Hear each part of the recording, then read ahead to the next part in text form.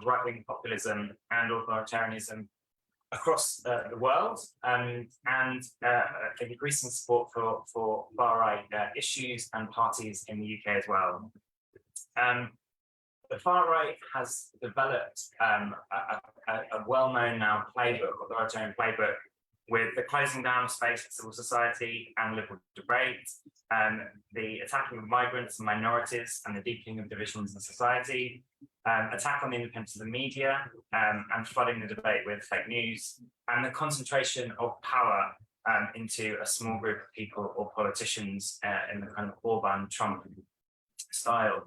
And meanwhile, Democrats, including Social Democrats, have struggled to come up with a response in terms of what an anti-authoritarian playbook might look like. What does a democratizing agenda look like? And despite the fact that actually Social Democrats are coming into power across the world, we've seen obviously the SDP in Germany and New Zealand, and also Biden in America, and obviously Labour, hopefully, potentially in the future as well. So the question is, as Social Democrats come to power, what is their response to this challenge? How do we tackle the root causes of the rise of the far right? And to help us answer that question, I'm delighted that we could be starting with some introductory remarks from David Lammy MP, who is the Shadow Foreign Secretary. So over to you, David. Thank you very much. I think I'm going to stand just so that everyone can see and hear. How could I do it? Yes. Yes. Look, thank you very much.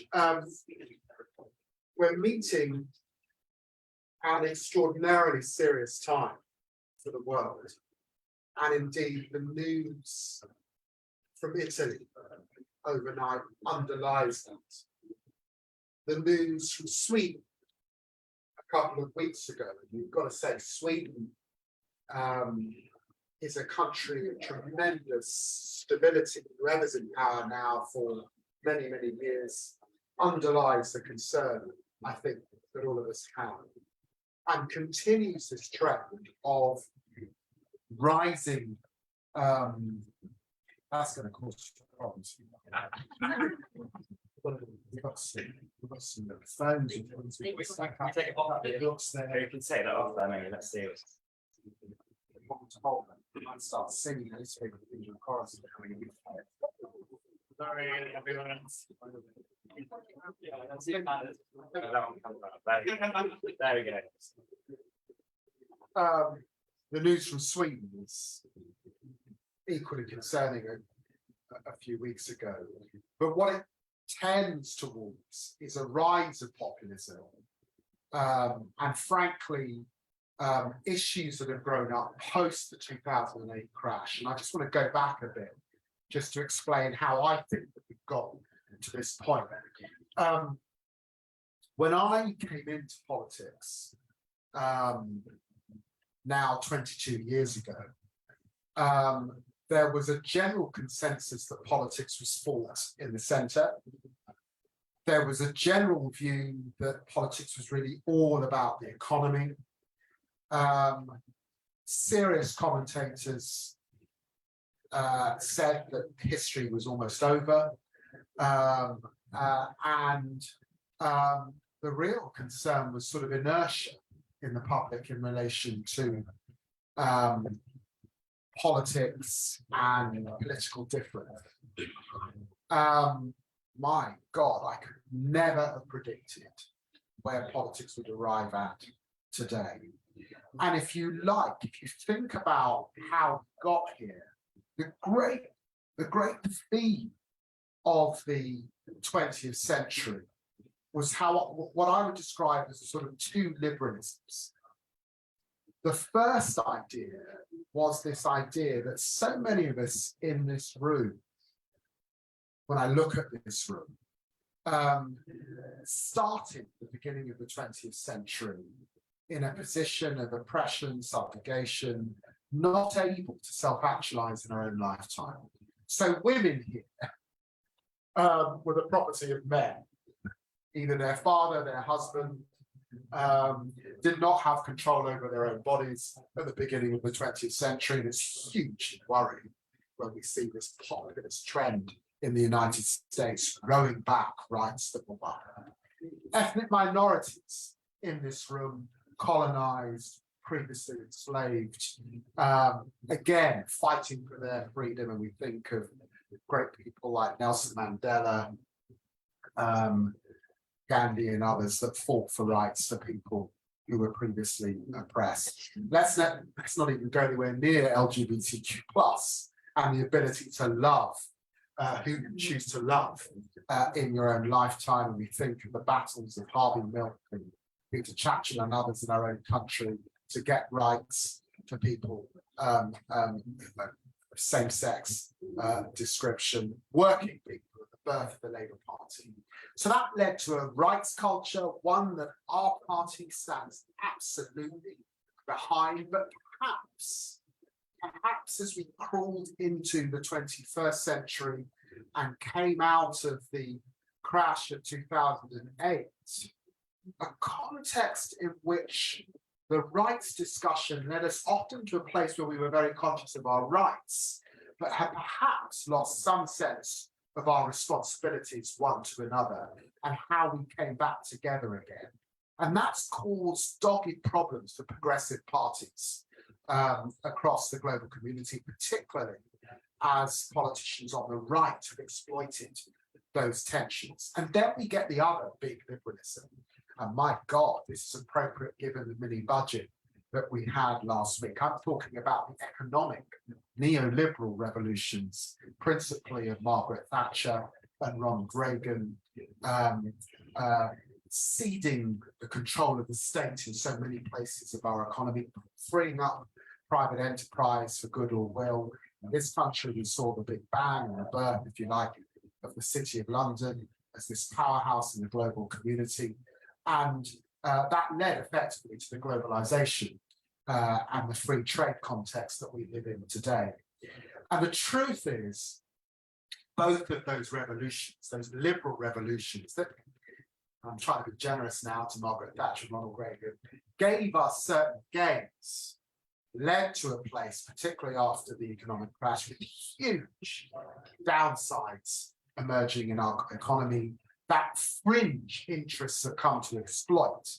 And when you see the mini budget that we've just had from Kwasi Kwarteng and his trust and the reaction of the markets to that mini budget, a refreshing of a trickle-down economics that didn't work last time, won't work this time, is against the trend and the challenges of globalization. In fact, you recognize the problems that exist in our community. And of course, that then leads to populism. That then leads to discontent. That is then played on by parties that were traditionally at the extreme. And I'm afraid we see that trend both in Western democracies, and we certainly see that trend beyond democracy. And then we have that beyond democracy horizon, where sadly we are living through a period where democracies are on the decline. There are less and less democracies in the world, not more, where authoritarians are on the rise, where there's a sort of global kleptocracy that's able to wash its dirty money through the City of London. And by the way, that is not only Russia. There are other autocrats, dictators and despots doing exactly the same thing. There is the trafficking of people, the trafficking of drugs, the trafficking of guns, all of the money laundering, all of it related, polluting, inflating our economy, causing all sorts of problems in different areas. And that is what we are genuinely up against at this time. And of course, what it's led to is names like Donald Trump, Matteo Salvini, Viktor Orban, Bolsonaro, Marine Le Pen, and others. And here in our own country, we've had real concerns about interference in our democracy. We've got the coming trend of social media and the way it can really tamper with smaller democracies, never mind our own. We've got the Russia report still yet to be implemented, raising particular concerns. And of course, we have the elements on the fringe that effectively have come into the centre in mainstream political parties. There's a hell of a lot for progressive parties like our own to do at this point in time. So what's the prescription? What are the ingredients, perhaps, of a way forward? The first is that clearly we have to break the link with authoritarians abroad. Ukraine has raised the real spectre of energy dependency, principally, of course, with Russia, and led to a very heated debate and a scramble to step away from that dependency in the European continent. But of course, it also forces us to decouple and look at other regimes and other attitudes that would break away from a rules-based order that was set up after 1948. And China springs to mind alongside a lot of other regimes as well. I've been disturbed at the way that we've seen Boris Johnson, for example, running to Saudi Arabia to get an oil deal, seeming not to raise real concerns around human rights. It was a day, I think, after they executed 81 people, and not adopting the position of the Biden government in relation to arms sales to Yemen, for example. We have to be consistent in relation to how we deal with these new challenges that are posed by countries abroad, and particularly authoritarian ones. We have to defend the rule of law. We have to be consistent in our defense of the rule of law and human rights. I'm afraid a government signalling rubbishing the Human Rights Act and the Human Rights Settlement that church was so fundamental in crafting has been deplorable to watch and undermines our position globally, damaging the rule of law, tearing up the international order and international agreement that we struck, our own deal, this protocol bill, entirely unacceptable, getting into fights with our close allies and partners. I'm thinking here principally of the Irish, describing the French as our enemy or our foe. This is unrecognizable in terms of the geopolitics of Europe and this time.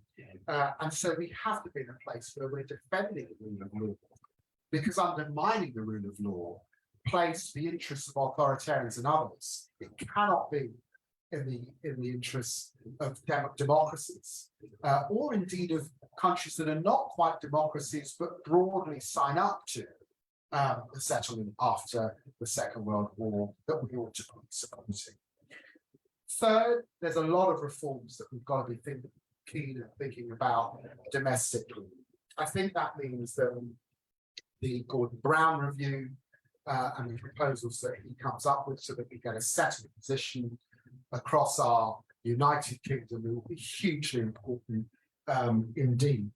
I personally always took the view that it was a mistake, not often debated or covered, for the David Cameron government to scrap the regional development agencies that were doing so much, that renewal of Gateshead and the Northeast. A lot of the developments that you see around us here in Liverpool, pioneered by the Northwest. I'm not saying we can recreate that, but I am saying that I believe powerfully in devolution. Downwards, the gutting of local authorities has been a total scandal and a disaster. If people aren't feeling powerfully, it's very unlikely that they're going to believe in a sense of nation with multilateral forums much beyond the nation. There's a renewal that was happening in local democracies particularly. I do believe we have to regulate social media. I've looked overnight at unfortunate debates currently going on in the Conservative Party about the online harms bill. Frankly, an online harms bill is a bit like an education bill, or indeed an immigration or crime and law and order bill.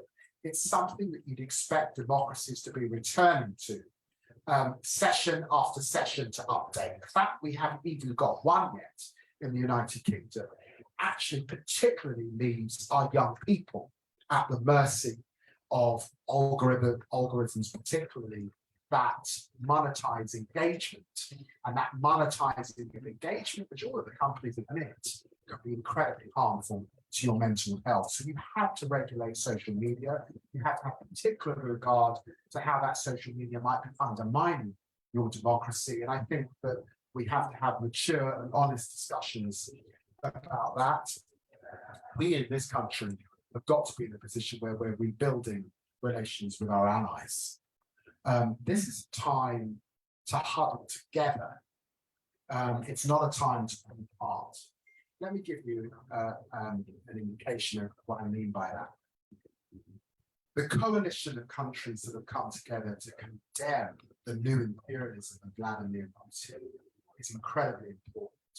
I've watched very carefully how that initial vote in the United Nations, many countries condemning that action, has got smaller as the votes have continued.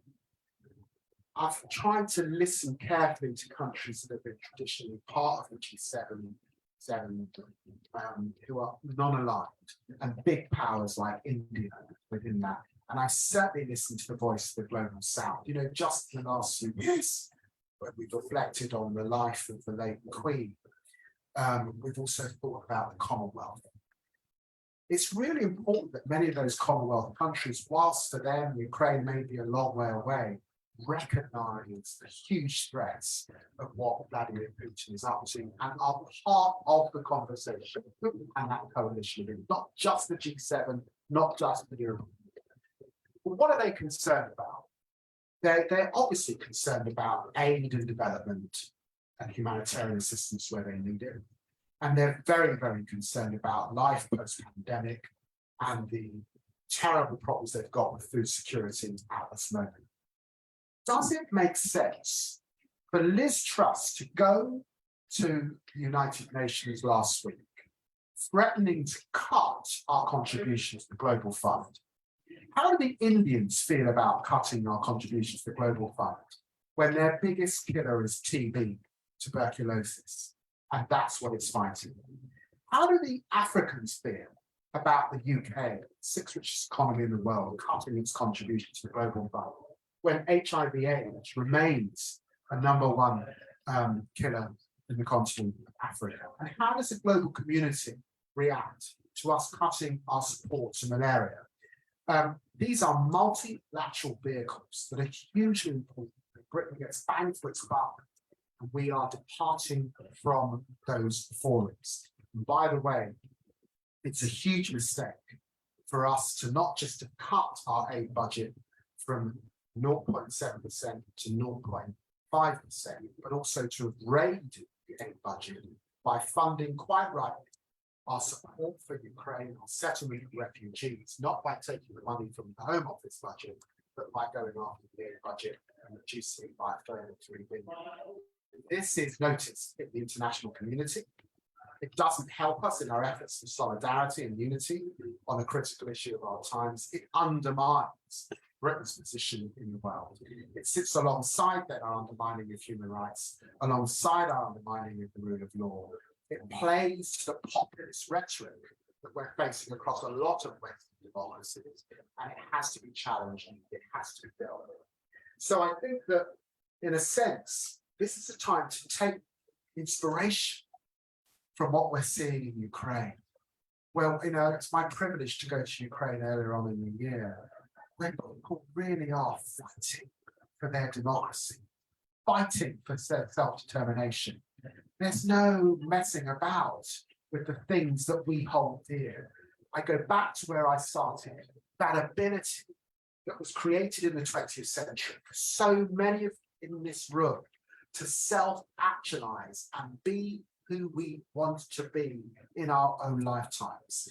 When we're talking about authoritarianism, we're really talking about stifling out that freedom. Is that something worth fighting for? Is it worth playing around with our human rights tradition? Is it worth watering down our commitment to the rule of law? Is it worth turning a blind eye to the new tech and social media companies? Is it worth compromising our position in the world for a few trade deals and undermining our position on aid. We in progressive parties say it's not worth it. It can never be worth it. This ends in a bad paper. Populism always ends badly in period. We know that from the experience of the 1920s and 30s in Europe. That's why this meeting is so important. That's why the progressive family is so important. That's why I'm very pleased to have this post at this time of Shadow Foreign Secretary. Thank you very much.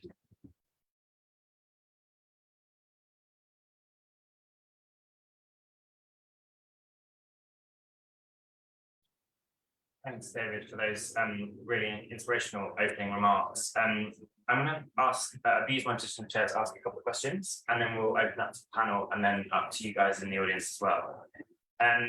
So the first question I wanted to ask was about the kind of the home front here in the UK.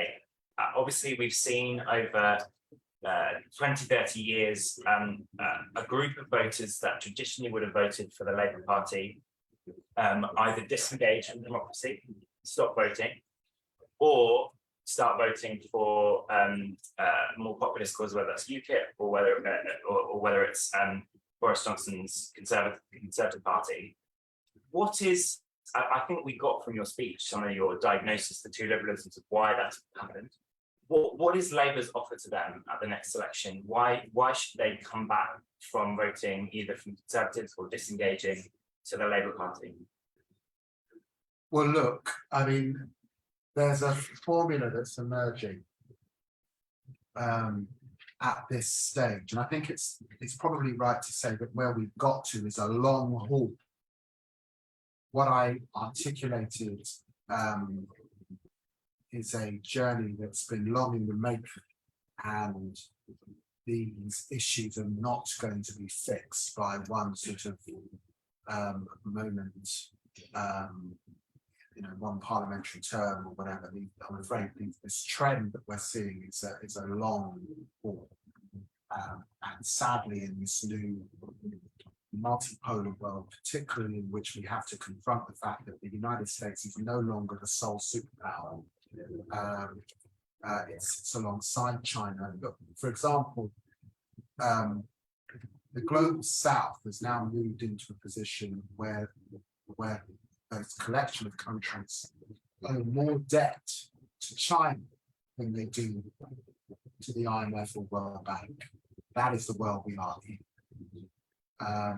So we are moving into a different period that certainly our children are going to inherit a more complicated frontier. Against that backdrop, what I can articulate is how progressives are winning at this moment.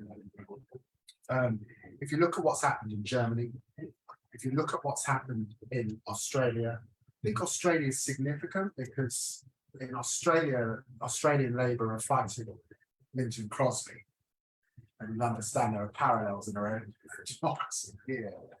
And obviously, if you look at the tone that Joe Biden took after beating back Donald Trump,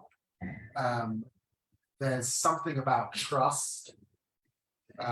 There's something about a safe pair of hands that the electorate's responding to.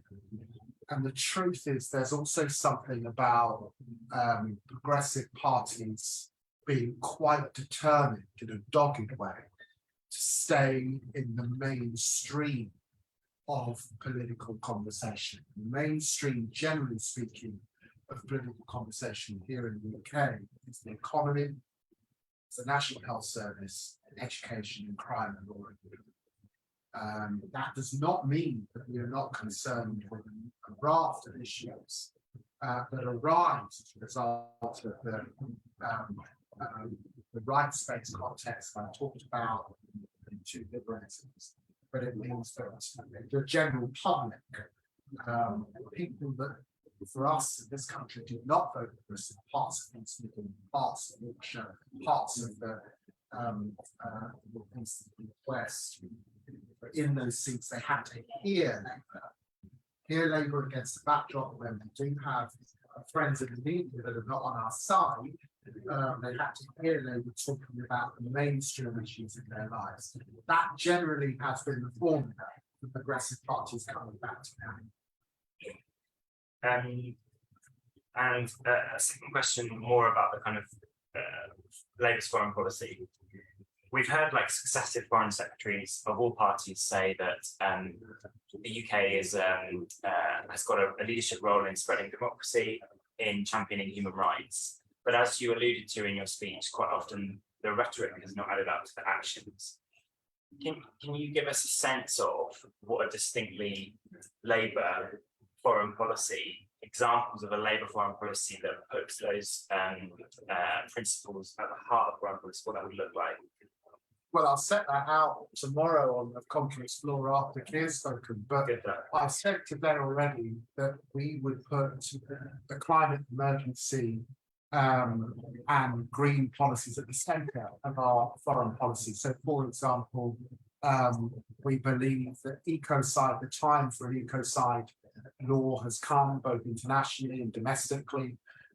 We have to stand up to corporates or indeed states that would damage our environment fundamentally, and we've seen real destruction in the Amazon basin, for example. It affects not just South America, but affects the entire world, the lungs of the world. We are really, really clear, I'm really, really clear that we have to be multilateralists, that we have to work in partnership in these tough times. In a way, the collective action that we've seen on sanctions to Russia is an indication of the power that we can have if we work collectively. That goes against actually the bilateralism that Liz Truss indicated, for example, in her international development strategy, where she wants to pull out these multilateral forums. We are a believer in the rule of law. We are a believer in human rights, and we've been consistent on things like selling arms to authoritarian regimes, despots. We would not do. I believe that Tony Blair and Gordon Brown pioneered, alongside Robin Cook and Claire Shaw, a really golden period for the UK in terms of our reputation abroad, particularly in areas of aid and development. I hope that a Labour government can renew that in times that are fit for today, because the world obviously has changed substantially. We would not be engaged in the protocol bill. We would not be picking fights unnecessarily with our European allies. We would be remending fences, for example, with the Irish. We would be remending fences with the French. Of course, we want the European Union to show flexibility. It has to show flexibility around issues that have come up after our exiting of the European Union. But let us do that on the basis of trust and friendship. And in a sense, it's that trust, I think, that is at an all-time low that we would have to mend. Thank you very much. I'm going to move on to our panel now. So first of all, I'm going to ask Thangam Debbonaire, MP, Shadow Leader of the House of Commons, to say a few remarks. Over to you. Thank you. I'm going to not decide whether to stand up or sit down, but I think I will. I will. It's the whole thing with the microphone that I'm not keen on. So actually getting it out without making a horrible noise. I'm going to stand up and say hello, and I'm going to sit down again. Okay, that's my compromise. I'm really grateful to you all for also allowing me to follow David and his tour de force around the world. Anybody who is keen on getting to grips with the idea of strongman theory, I personally recommend Gideon Rachman's excellent book. And I don't get a dividend or anything for saying that, but it's really, really helpful getting a grip on why this matters. I just want to talk about Parliament very, very briefly, because Parliament doesn't actually come up that often at Labour Party conference, I discover. And yet it's what we are about. We are about parliamentary democracy. It says that in our rule book. It says that is our purpose, is the improvement of working people's lives through parliamentary means. That means get to government, and you only get to government in Parliament. Parliament has been debased, in my view, as we were talking about this morning, in fact, with the Institute for Government. Parliament has been debased by having at its heart and at the top of government someone who didn't appear to show any regard for rules. And just two very quick examples, and then I want to move on to the panel discussion. The Owen Patterson affair may seem like dim and distant history now, but it really, really matters, because this is an example of someone who was absolutely banged to rights and had taken a large amount of money for a large amount of access to government in direct contravention of the rules. We have a code of conduct, the MP's code of conduct, we do have rules. And instead of defending the rules or staying out of it, Boris Johnson and his government ministers tried to change the rules halfway through the process. Now, that may seem terribly niche, but it really, really matters, because in a rules-based order and a parliamentary democracy, whatever form that parliament takes, however we elect people, however you want to do it, and we can do that in many different ways, and around the world, parliamentary democracy means many different things. But if we're really going to dump the good chaps theory of politics that sort of dominated the 18th century and 19th century, and as David said, probably a lot of the 20th century as well, and we are dumping it, we have to believe in a rules-based order in Parliament as well as outside Parliament. And our entire system, in my view, I don't know if Hannah would feel different, but it was undermined by the fact that it rests on having a Prime Minister who believes in it.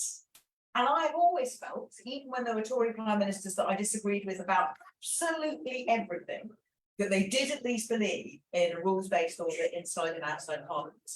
And I expect that, like many of you, many people outside politics, thought this is not okay, that we have someone who thinks it's all right just to change the rules halfway through. If you brought up kids, you don't say, well, let's bend the rules then, shall we? If you are teaching your children to be honest, you don't say, well, it doesn't matter if you lie a bit, which is the other story that we could go into, which is the story of the parties. And we were accused of obsessing over something meaningless. I mean, it was meaningful in many ways, partly to do with COVID, but also for me, it was about a Prime Minister should set a tone of believing in rules, because that's the whole point of Parliament. It's also how we get change for working people in a parliamentary democracy. David can't just stand up and say, I think this. I mean, I believe in everything David says, but if we're going to make change, we have to do it in using legislation, using ministerial announcements, followed by scrutiny immediately, which the previous Prime Minister also tried to avoid all the time. I'm afraid to say the current one shows every sign of going the same way. Now, what a Labour government could do to improve our parliamentary democracy is, as Angela Rayner and Keir Starmer announced last year, have an integrity and ethics commission, which would have much more direct responsibility for the ministerial code. That's in Angela's policy area. So for me, I look at the MP's code of conduct. That's my area as shadow leader in the House. We have to believe in the standards that we have. We have to strengthen them, not weaken them. Ever since 1695, up until the Owen Patterson affair, Parliament had only ever strengthened the rules on lobbying. It had never tried to weaken them. We have to believe in it, we have to be transparent about it, and we have to promote it.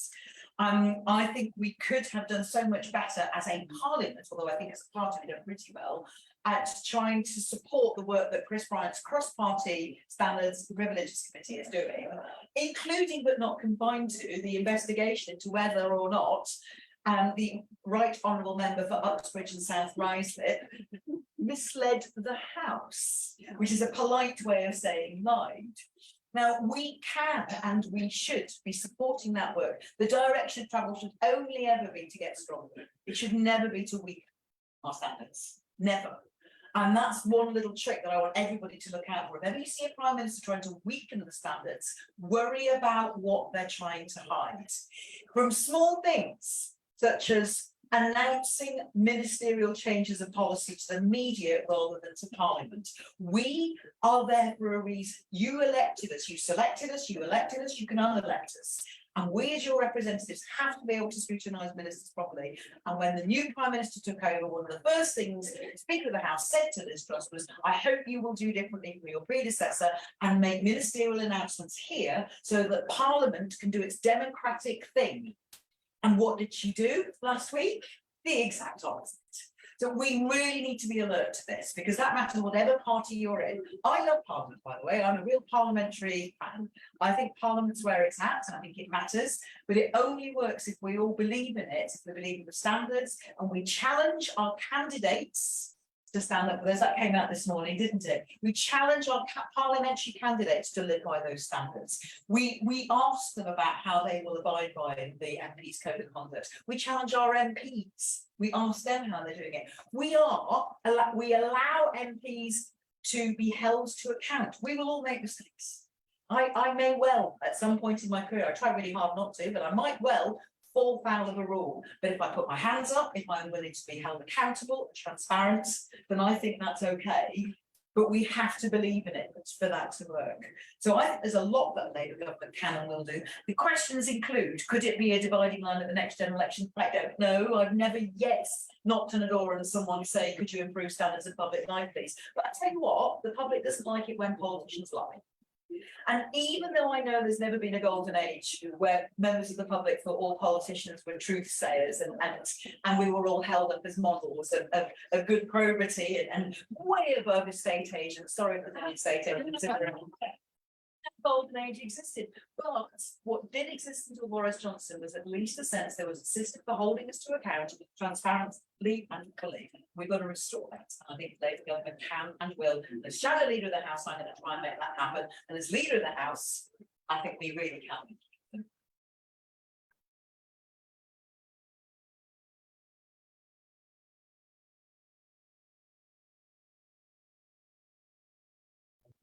That was two inspirational speeches and one panel. So I'm going to go next to Dr. Hannah White, who's acting director of the Institute for Government. Over to you. Thanks so much, Owen. I'm not sure I can do the inspirational speech quite the same way, but I'll do my best. So I just want to pick up on a couple of the themes that have come up already today. Firstly, Harry, the question you put to David about how the UK can show leadership in terms of democracy, and I think that links very much to what Thangam's saying, because my view would be that the UK can't show leadership internationally unless we talk about what's going on. And I think that the problems that we have experienced in the UK in recent years are well rehearsed, and previous speakers have talked about them. But I think we've seen in many ways a pattern of lowering of expectations around standards in public life and the rule of law, and that's dangerous because I think a lot of people don't spend all their time thinking about politics and how democracy works. And the more that things become embedded as a norm that okay, maybe you lie sometimes to Parliament, maybe you just break the rules sometimes, and that just passes without comment, the more we sort of end up potentially undermining our own democracy. I think we've also seen a pattern of chipping away at some democratic norms. Just little small changes here and there. As Thangam was saying, within Parliament, trying to challenge established process in terms of members' conduct, the MP's conduct, and so on. But the sort of overarching will that can be seen is the lack of the right tone from the top in terms of this stuff mattering. And I think that's the thing that really cuts through to people and is problematic. So what I wanted to move the conversation on also, and David and Thangam both touched on this, is well, what should we do about this? Because we can all bemoan where we've got to, but I think David's absolutely right. The situation in Ukraine makes us all reflect, and should make us all reflect, on how valuable our democracy is that we have. And actually, I think we can sometimes be quite careless with it, and we sort of assume it's established and it's safe. And actually, I think that's wrong. We all have to work at it. We all have to work at upholding it and making it the reality that we want it to be, and not just assume it's going to be there with a sort of safety net when we want it to catch us. And apart from the fact that I'm a complete Parliament nerd, the real reason that I'm really pleased that Thangam raised the importance of Parliament is that one of the things I think we need to have is the key institutions in our democracy to reflect on whether they are as effective as they should be. in doing their jobs. It means the courts thinking about whether they're genuinely, sufficiently representative of the society that they're sitting in judgment on. It means government thinking about standards, thinking about transparency. It means thinking about whether we have an independent, impartial civil service which is strong enough. We at the Institute of Government have been arguing that there ought to be more statutory underpinning of the civil service, which can actually, the extent to which, there's a danger to the civil service if it becomes more politicised. And then within Parliament, and as I say, that's something that I bang on about a lot, but I think that Parliament really needs to reflect on how it can be a more effective institution, not just assume that, because MPs have all been elected, they know best, and the way that things have always been done in Parliament is the way they should always be done. I think that, parliamentary procedures are too arcane, the language of Parliament is too difficult to understand. Parliament is sufficiently representative, and more effort needs to go into making it a representative institution. And Parliament and parliamentarians should treat themselves as an exception to the rules, which happens far too often. I think that a key part of our democracy becoming more robust and safe is moving with the times. Is Parliament not just, as I say, assuming that the way things are done is right? And I think a key aspect of this is thinking about how the public can get more involved in democracy. Actually, expectations of the public have changed. And I think there needs to be a big conversation in Parliament about how deliberative public opinions can actually inform our representative democracy. I should declare an interest here in the trustee of Involved, which is the participation charity, which thinks a lot about these things. But actually, I think it's no longer sufficient to see sort of citizens' assemblies, juries sitting over here, Parliament sitting over there. Actually, there are changes in expectations now in the public, and we really need to think about how those two things fit together. And overall, I think the point I would make is democracy isn't, a set of institution, not just a sort of theory and a system. It's an ecosystem. We were talking about, the danger and the damage to the Amazon and the east side. But I think democracy is an ecosystem, and that means we don't just think about, having pillars and being sort of immutable and living forever. It's a thing we need to sustain. We need to sustain it by thinking about how our big institutions work, also really at the grassroots level. How can we make sure that our candidate selection, I think we were talking about simply, it's right people who are going to be the people who want operating our democracy are the ones who get into elected positions, and how all of you as members of political parties can make our democracy the strong entity that we want it to be.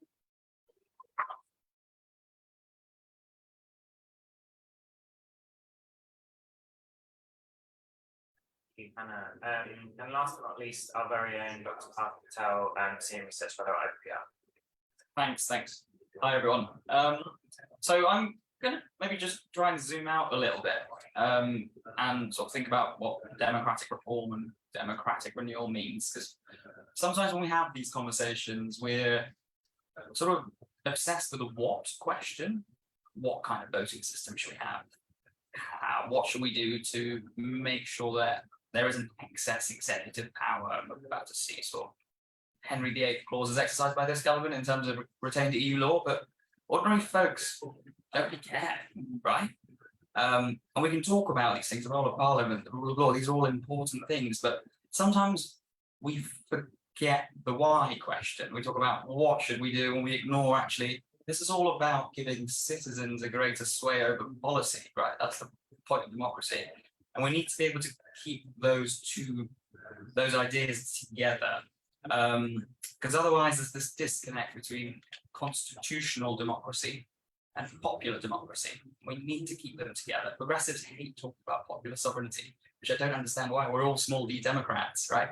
And I mean, the most successful way of connecting constitutional reform to popular democracy in recent years is, of course, Brexit.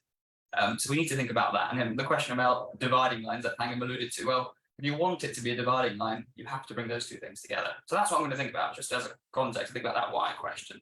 So, I mean, I guess we've seen a protest against democracy for decades now. I mean, let's say multiple decades, but it's really picked up speed in the 21st century. And I mean, David alluded to a few of these in his opening remarks. From an attitudinal perspective, we've seen big rises in dissatisfaction with democracy, especially in sort of English-speaking democracies like the UK and the US. Related, we've seen big drop-offs in trust in politicians and political institutions and in political parties. And I mean, it's not just an attitudinal thing, right? This is a behavioral thing too. You can see declines in voter turnout and the rise of right-wing populism, whether that's challenger parties or transformation of centre-right parties like the Tories or the Republicans. Right? Look at Italy today. There's the lowest turnout in an Italian election since World War II. It's also the biggest vote share for a right-wing populist party in Italy. Right? So we've got something going on here, and we've got to think about this protest against democracy, this protest against the democratic status quo that isn't delivering for people, but it's also not giving them a voice. And in that context, I think there has been a failure of the traditional parties, the big centre-left and centre-right parties, the social democratic parties like the Labour Party. And I mean, David talked about what's the prescription, right? I think to date, at least for the past couple of decades, the prescription's been wrong. It's been focused on the symptoms of this protest against democracy. We've seen broad accommodation of policy positions, language, imagery of parties, of centre-left parties towards the populace, right? A normalisation of nativism and anti-immigrant rhetoric. That we've seen that happen, and it's not reaping any electoral dividends. I mean, look at the Swedish and the Danish social democrats who've just tried this, right? And sometimes actually silence can be quite loud. And I think for the UK Labour Party, we've seen a bit of silence at times where there was room to come out and say something. So, I mean, an alternative to this focusing on the symptoms would be to focus on the causes of this protest against democracy. And that means, I mean, a really simple distilling of the heaps of literature on this. It means two things. The first is doing something about the economic and social displacement that loads of people feel, right? We're not going to be able to undo deindustrialization and transformation of labour markets, but that doesn't necessarily need to make people feel worse off. People's wages haven't grown for about 2 decades, seen years of austerity, and well, we won't talk about Friday, but we might want to talk about Friday.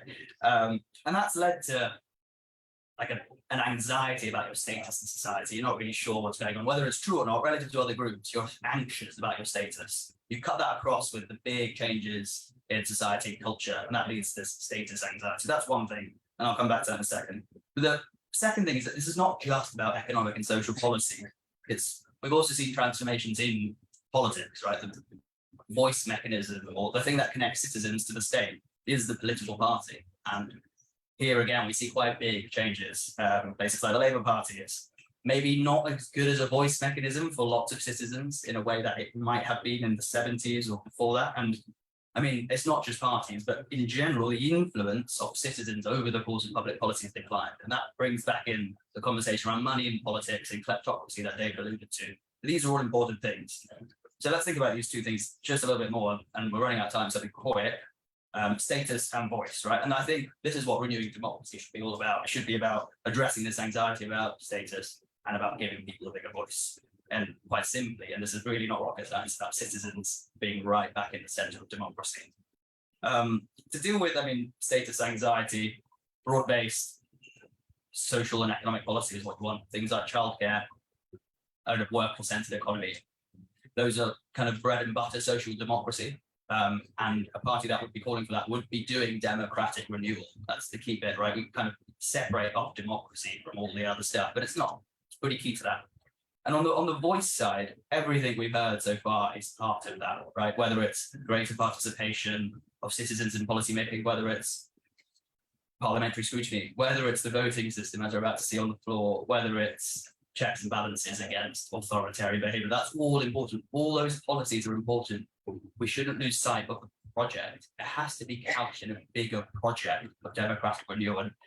And to be honest, often enough, we don't see that language, the way that David opened up today, and that sort of way he connected these constitutional reforms with that broader, bigger picture. That's what I'd like to see a lot more from the Labour Party, and that's what democratic renewal should mean. Thanks.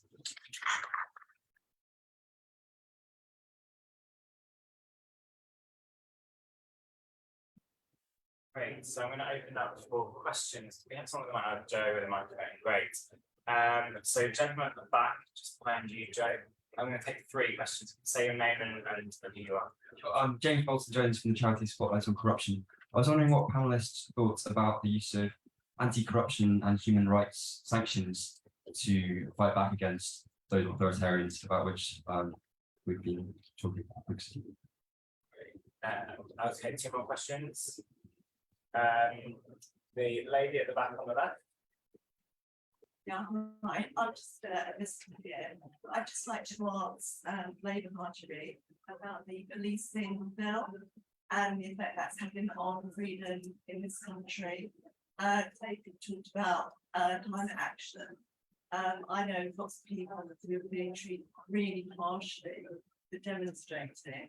These people have been involved in this for years and years and years. They're decent people. They've got families, they've got other things, they've given up their time to demonstrate on this policy. And David has just talked about that, is, you know, so action. It's so important. And just going forward, the new police policy, you know, so many more people are going to be arrested and treated harshly or being put off from demonstrating totally. So I'd like to know the latest what I'm going to do about that. Thank you. And I'll take 1 more question. The lady just in front here. Hang on, wait, if you wait for my phone and you can say who you are, that'd be great. Thanks.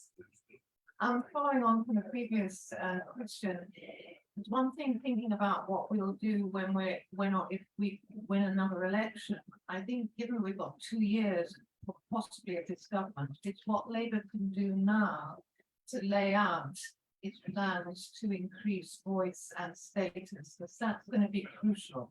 2 years more we've got. Great. I'll come to you first then, David. The sanctions point is well made. I think the debate about sanctions is really in our country not just about what sanctions, it's about enforcement of those sanctions and the poor funding and poor organisation that's gone into sanctions enforcement. And it's something that we're committed to raising and rectifying as we come to office. But I think that what we've seen in relation to Russia gives us some heart that we can come together in a democratic way. Iran previous to that, I've got a feeling that sanctions may become more of a tool, not less of a tool in this new economy. I'm afraid on the second and third question, I might not be quite satisfied because this is the sort of hard edge politics. You know, we're at a moment in this conference where it's wonderful to be here because there's a real upbeat feeling in the conference. It's an upbeat feeling that I've not felt some many years at the Labour Party conference. And I think this is my 24th Labour Party conference. But truth is, and Thangam will probably be a bit more blunt than I'm able to, we lost badly the last general election. The majority of the Conservatives have is 80. We can oppose, and we oppose lots of legislation. I oppose the crime of the policing bill at second reading as Justice Minister. I thought I gave a very effective speech to touch on those issues, but we didn't succeed because they have a massive majority. That's when we lose, and we lose badly, it has huge consequences for people in this country. And by the way, whilst we are upbeat about winning and want to win, you know, there's a real issue about the extent to which we will win. What will the numbers be? Because the bigger majority on the whole in British politics, the longer you have in power. And you know, confidence and supply. Labour governments in the past struggled. It's not easy in those circumstances. So, you know, when you say, what are you going to do now? And I think a public, they think, what are you going to do now? And it's in our system, well, we're going to oppose. But, you know, the nature of first past the post, the nature of the system that we have means that, you know, the government have the numbers to defeat us. And it's only unrest within their own ranks, which is, if you like, that gets us into a different place, which is why actually it's interesting that Liz Truss has chosen not to govern the broad church, to go to trickle-down economics, to appoint people to her cabinet that support her, and not those that support Rishi Sunak, because it suggests that she'll have problems in her own ranks, which we might be able to exploit as we move forward. But whether they will be around issues like the ones we're discussing, I'm not sure. Thangam will have her views on this as well. Well, I first of all, I'd like just to add my support. David did make a stonking speech. And I'm more than convinced that there will be quite a few Tories who were convinced, as I was. But we only have influence. We don't have power. This is part of the point of being here, is to focus our minds on government is everything. Parliament is nothing, by the way. I've already said I'm a big fan of Parliament, and we do have influence. Every so often we get a win.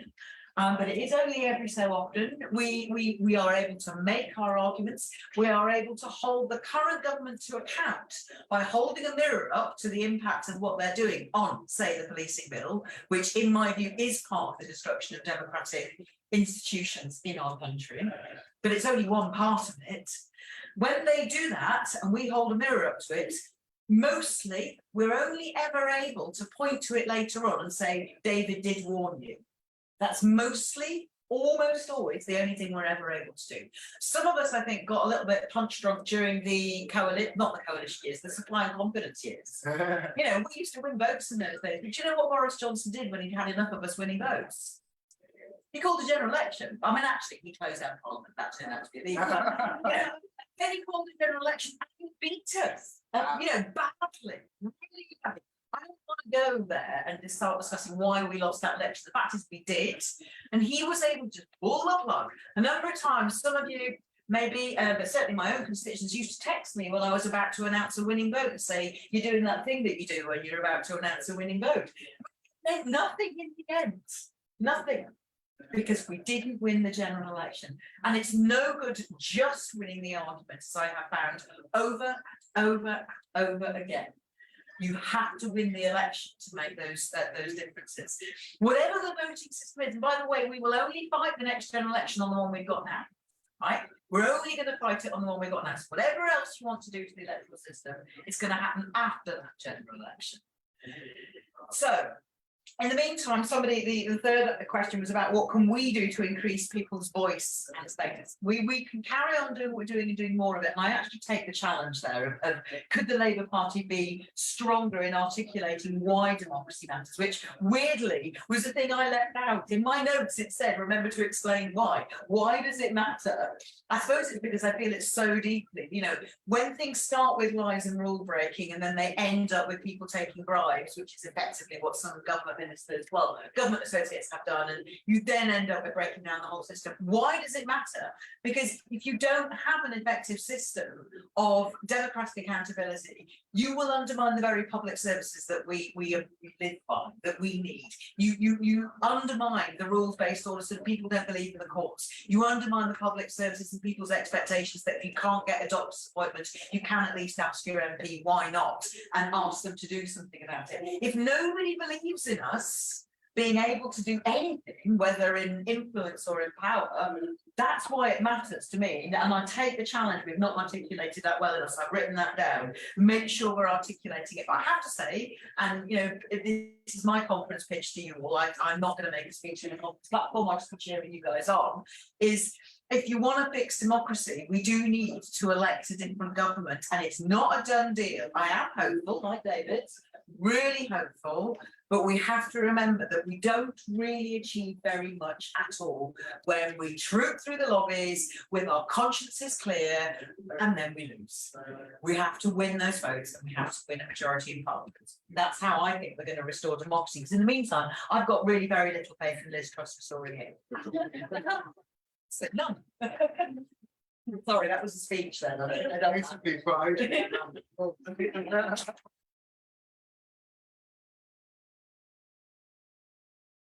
those questions are very targeted at Labour, so I'm gonna, we're gonna stop panel, we're gonna take another round and we'll make sure we get everyone in the next round. So if we take 3 questions, lady in the front, in the pink. Oh, jump for that. Yeah. I don't know. There's a microphone coming. Yes, hello, Jean-Pierre Palmer, the People's Republic of Orpington. I suppose my question is somewhat esoteric in nature, but as you said, you can't get things done when you're in opposition. So we sort of have an elective dictatorship, in which case, is it possible to actually have a democracy and parliamentary system? The lady just on there. Material from Millington constituency. When I talk to colleagues at work, basically they're not really politically interested. One of the things that I'm always struck by is how the first thing they talk about is the personality of the politician that we're talking about. So Keir, you know, you can imagine before he was a hypocrite over Beergate and Boris Johnson was a fun guy. That is what they pick up from the media, and it is very difficult to get them to talk about any policies or make them aware of policies. How do we start moving away from that cult of personality and getting back to real issues that actually matter? And the lady third row. Curriculum Roberts, Montywood Green. I'm struck by how you talked about some of the reforms we need in Parliament, because I think Parliament is really remote from most people's lives. And what is terrible is they see the worst bit of Parliament. They see all that yelling and screaming and laughing and actually all that sort of old boy stuff. And with a vast amount of the public, that goes nowhere. They don't see the work you're doing in special committees and the inquiries to go on. So I think there's a lot to do to change how the people view Parliament. And that's a really serious issue. Take 2 more. We've got saving. We're going to take 2 more questions and then we're going to time. The gentleman in blue here. Hi there, Dan from Torbay. A question for doing a foreign policy. One of the big threats to is climate change. Of course, climate change means that we're going to have to adopt renewables, and a lot of renewables requires raw materials that are dependent from countries that have authoritarian regimes, such as China, and rare earth metals. What can we do to make sure we have supply chains that allow renewal and democracy rather than a increasing authoritarianism? Right, I'm going to the lady just to give Joe a bit of a mission. I'm going to take the lady on the opposite side of the room. I'm Amy, I'm from the Press Association. You mentioned that you wanted to rebuild relations with allies, particularly with France. I just wondered how you might go about doing that, especially because some of the most recent rhetoric we've heard from the other side is that we're not sure if Macron's a friend or foe. So how would you kind of go about rebuilding those relations? Great. So we have the amount of power straight in the executive and the ruling party. We've got personality politics. We've got the old boys club in Parliament. We've got climate change in China, and we've got France and Macron. We have about 12 minutes. David, over to you at this point. I'll try and answer them very, very quickly. Democracy and whether it's working. Actually, when I arrived in Parliament 22 years ago, there was a word that was used quite frequently in the British system. It's a simple idea, 2 words, good faith. David Cameron asked me, it was only in 2015, to lead a review, actually 2017, to lead a review into the criminal justice system. Was reaching across the aisle, asking the politician who knows how difficult it is to do in good faith, and I delivered a good faith review. How very, very worried that since that, in bad faith, a lot of my reviews not been implemented by Boris Johnson. So we do need good faith in the democracy that we have, and one of the problems with the rising tide of populism is to introduce bad faith into politics in a way that I did not see with Tony Blair and any of his political opponents, with Brown and his political opponents. And I might say I was able also to work with Theresa May. The media, I'm not the best on the media. I tend to take it when we have to deal with the environment that we've got as it is. I think we've got to be careful as politicians to start letting the media have to do their job. We have the media we have, really, and it's probably best for others in the room to have a view than politicians. When you're as long in the tooth as I've become, you sort of mature and work. Got a little gig on LBC. I hope I'm a bit of an antidote to the period in which Nigel Farage was on that station. I think what I am detecting is that the media too are growing tired of this period in this government. And I suspect this trust. A lot of scrutiny with their economic approach. I think the point that's been made about Parliament and its effectively really well made. It's been echoed by Thangam, I'd love to see, for example, select committees working in something with power like in the US. I think that would really revive the system. So I'm very keen on that. Where the priorities listed, I don't know. Point about renewables is well made. I think it goes back to a point that I tried to make about development. A lot of those commodities actually are in the continent of Africa. It's about development and assistance in all those countries to get to the point where we can properly trade in a partnership way, not in an exploitative way. So I think we can get around some of the authoritarian regimes that exist when it's about new supply chains and new attitudes towards development. And you asked, what do I need to do with France? The starting point of any diplomacy is be nice. Just be nice. The starting point of diplomacy is trust. Be consistent. And trust is at an all-time low. I think that the summit that Macron has proposed for this trust retention she should go to. But there's a big question about why she is not coming forward with proposals and initiatives. Why there hasn't been a summit with the European Union for several years. They've had summits with Russia. But they've not managed to have summits with the UK. It's because trust is where it is. We need to fix that if we're serious about the allyship of democracies that we need at this time to stand up to authoritarianism. Thank you, David. Thangam, any final remarks or comments on those questions? Well, I actually want to hear what these guys have to say because I feel like we're getting the insider thing here. I always have an interest in when people ask me about how do we get rid of personality politics. I would hate to have politicians that had no personality.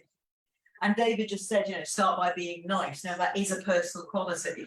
So I think there is a tension there. And I think, you also raised the very interesting thing of people, whether or not people think you're boring, does that make any difference to what you think of your policies? I personally think having a personality is helpful for communicating good policy. And maybe I would say that, wouldn't I? But I don't think that personality politics actually do trump policies when it comes to people saying to me, as they do, I can't pay my bills or I can't get childcare. Now, they may not frame it in a have you got a policy answer, but they are bringing up their real life examples of what's not working in their lives. And I can give them a more practical response than, well, Labour's policy is X, by just saying, actually, I totally get that. And that's part of my personality, is to listen to what they're saying and then think about what Labour policy has to say back to that, and not just trot out what our top lines are, which, we could do that, but obviously it'd be really dull. Parliamentary reforms, I think, yes, people do see the worst bit of Parliament, but you know what? I've tried watching select committees and bill committees. In fact, I do. I watch them a lot, but you've got to be a parliamentary nerd, haven't you, Hannah, to do that. They don't make great telly. You all can, by the way. You can walk in any time you like and watch us at work in some very dull statutory instrument committees, which I happen to enjoy because I'm that kind of girl. Most people won't. But I think there is a point very well made there that the worst bit of the week in terms of public perception, which is PMQs, I don't know though, because I also had a lot of criticism last year from some people who said, well, why aren't you more angry? You know, so I think there is also that tension. I swore, by the way, I'd never heckled Parliament. Did you swear that? I don't know whether you did. I swore to myself I never would. And I found it very difficult when a Tory minister who I know is about to do something terrible is right there, and is doing something absolutely atrocious. And I really want to put them off. And I will apologise right now to those who think that's bad behaviour. I think you're probably right. But it's very difficult when you see a minister right in front of you who is doing what they want, getting away with it, not to feel moved to say, this is outrageous, you are a disgrace, which I did yell at Parth. Thank you last week. I'm afraid because he did that. So you see what I mean? It's that tension, isn't it? You guys both want us to behave better, but you also want us to get angry. And I totally get that. I hold my own responsibility here. I do go away and think about it, by the way, whenever I do shout at one of them. They shout back too. That doesn't make it right. So I'm going to take those lessons away. But I wish to hear from the experts, really. I'm going to go to you first. Cool, I'm trying to remember my chat, so I'll just address a couple of those questions. Firstly, the point about Parliament being remote, I absolutely agree. And I think it's really easy for people who exist within the Westminster ecosystem, and I do indeed, there's these to forget how weird Westminster is, frankly, and to forget how little attention most people pay to what's going on, and therefore how significant the bits of the community are, and whether that is PMQs or whether that is scandals that happen. And I think, like, political parties are quite practiced at saying to themselves, oh, this one doesn't matter, we'll just handle this one in the way that gives us a political advantage, because it's that's a little thing, if no one out there is really paying attention, and actually that stuff all adds up to a really bad impression of Parliament, and that is why we have very low broadcasting audience, I think. And I think it's really easy when you're within Westminster to actually lose sight of that. I think that is a problem. I think when Parliament gets out of Westminster, when select committees go and like occasionally meet around the country and stuff, that can be really positive when people actually see you doing the hard work. Yes, I know select committees aren't that good. I love them, but they can actually, you know, when I used to work with the House of Commons, and when I went with committees out, you could actually see people going, oh, I get this. This is why this is important. And actually, I think, you know, possibly, first Westminster is falling down. What we actually want to do is shut it down and send Parliament out for however long it takes around the country, so actually people can see what's going on. Parliament wants to decant, not because just because we have to install the building, but it's actually good for democracy, good for MPs to get out of Westminster, and it would be good for the public to see democracy being done. That would be very expensive, by the way. And the other point I wanted to make, the controversial, is to say, you know, you're absolutely right, Thangam, when you say this is first past the post, this is the system we have, and when you're in, you know, Parliament in opposition, there is, you know, and a big majority against you, there's very little you can do. I think it's incumbent on every party in opposition to think in advance about how they might behave if they get into government, and actually to consider how, you know, will they continue, you know, if the Labour Party has a majority, will you, you know, make sure that the processes of scrutiny happen in the proper way? Will you bring in bills pre-legislative scrutiny so that it can be looked at properly? Will you rely on the precedents that have been set during what we all think now is bad, you know, the bad precedents that have been set? Or will you say, well, actually, we always did it that way, and it'd be quite convenient on just one occasion to do it that way, so we might just do it that way too? You know, holding yourself to that high standard. And I think some of this rebalancing of the relation of the power balance between Parliament and government is something that should be part of a Labour Party agenda, and whether that's something like having a House Business Committee, so rather than the government just always getting to decide the agenda of the House of Commons, but that being something that a cross-party committee agrees on each week. You know, that's a long-standing thing which actually was agreed to by Gordon Brown and was never dealt with. So, you know, there are things like that which actually I think Labour should now be reflecting on how they think Parliament should work, and thinking about how they would do that if they work. Great. And to wrap us up, Parth, Yeah, I'll just say, and if you want to know the answer to that, buy Hannah's book. I'll try and bring together that out of touch Parliament question and the personality and the importance of personality, right? Because I think this question about policy versus personality is actually a bit of a false trade-off. They both actually matter, right? The politicians have two basic functions. They're governors. They need to be able to use the power of the state to do what they promised, right? Everyone wants them to do that. But they are also representatives. We sometimes forget that, right? They need to be a voice mechanism for citizens and communities in the state, right? And when you talk about policy and personality, that's kind of reflecting the role of the governor and the representative.